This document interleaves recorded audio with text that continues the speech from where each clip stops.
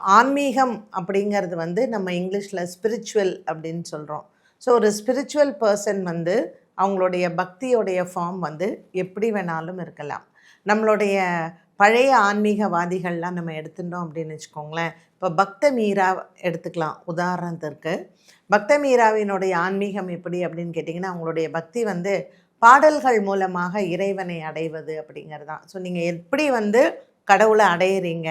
ஒரு சிலருக்கு வந்து அவங்களுடைய ஆன்மீக பாதை எப்படி இருக்கும்னா, முழுமையாக சித்தர்களையெல்லாம் எடுத்துக்கிட்டோன்னா, அவங்க முழுமையாக ஒரு தனிமையை எதிர்பார்ப்பாங்க.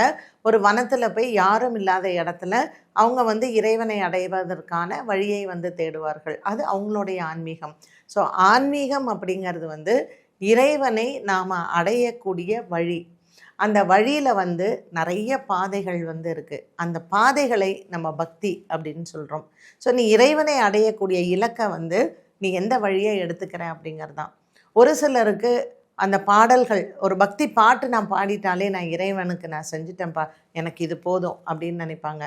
ஒரு சிலர் எப்படின்னு கேட்டிங்கன்னா, காலையில் எழுந்திருந்து அவங்களினுடைய அந்த ஆன்மீக வழி எப்படி இருக்குன்னா, அவங்களுடைய பக்தி முறை வந்து விளக்கேற்றுறது, ஸ்லோகம் சொல்கிறது, அவங்களுடைய நித்திய சந்தானம்னு சொல்கிறது, அதாவது நித்தியமாக அவங்க பண்ணக்கூடிய நித்திய பூஜைகள், இது இருந்தால்தான் அவங்களுடைய பக்தி வழி. ஒரு நாள் நான் அது பண்ணலை அப்படின்னா கூட அவங்களுக்கு வந்து அது மனசில் நான் ஏதோ தப்பு பண்ணிட்டேனோ அப்படின்னு இருக்கும்.